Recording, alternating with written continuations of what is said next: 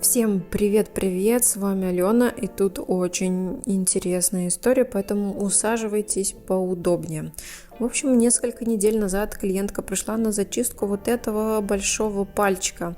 Мы тогда сняли и почистили то, что могли, и я обратила внимание на все остальные ее ногти.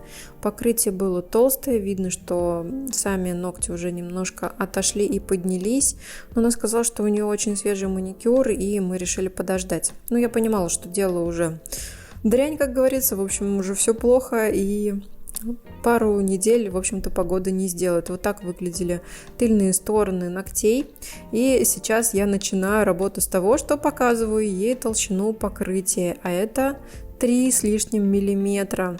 У нее обычная база и гель-лак, и такое покрытие должно быть не больше, чем 1,8 миллиметров. На другом пальчике 2,2. В общем, толщина действительно неприлично большая. Сейчас не будем говорить про другого мастера, ай-яй-яй, вы знаете, я тоже когда-то делала вот такие пирожочки.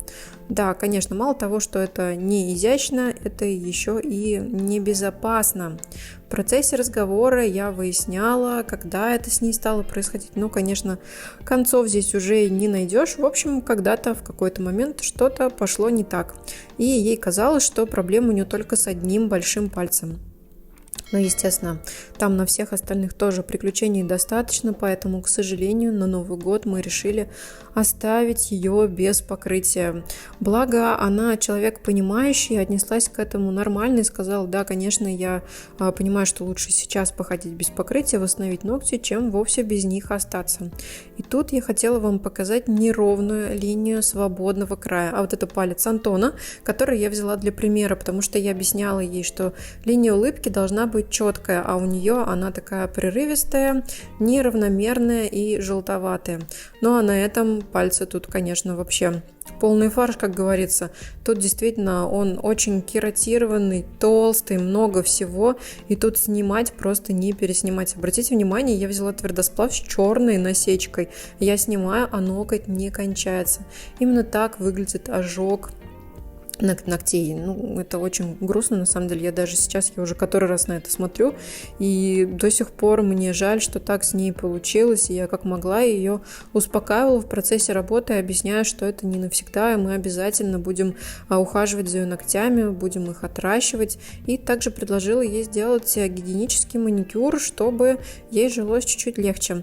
Поэтому мы срезаем весь свободный край, убираем длину, она нам совершенно не нужна, так как она будет ходить без покрытия, и ногти рано или поздно все равно начнут ломаться. Вот, кстати, и небольшая отслоечка.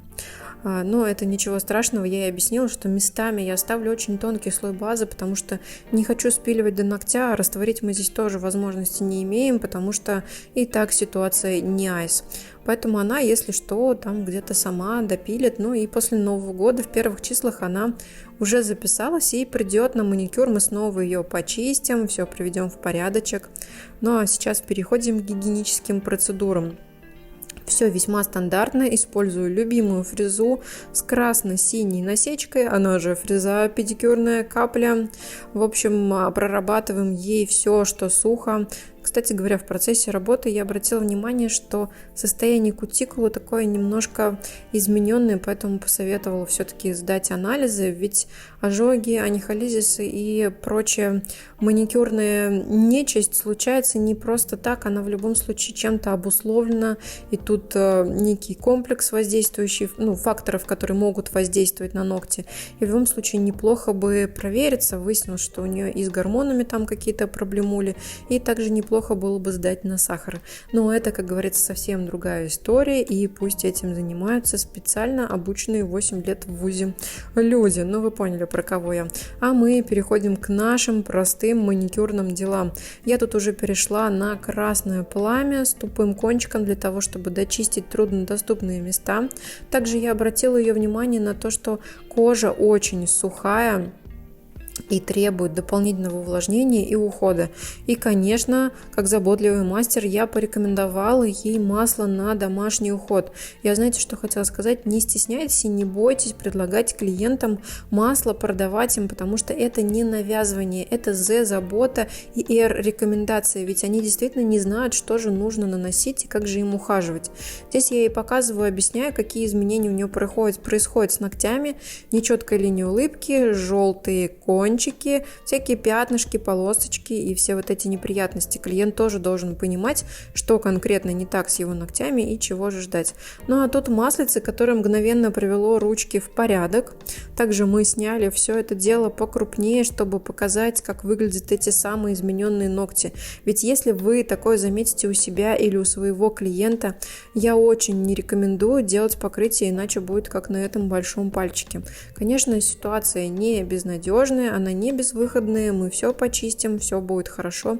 Обязательно ее приведем в чувство, и будут у нее красивые ручки, которые мы однажды обязательно покрасим. А вот чем будет понятно чуть позже, потому что пока не могу сказать, сможет ли она носить покрытие гель-лак или нет. Ну а вам всем большое спасибо, что посмотрели. С вами была Алена. Пока-пока. До новых встреч и берегите себя и свои ногти.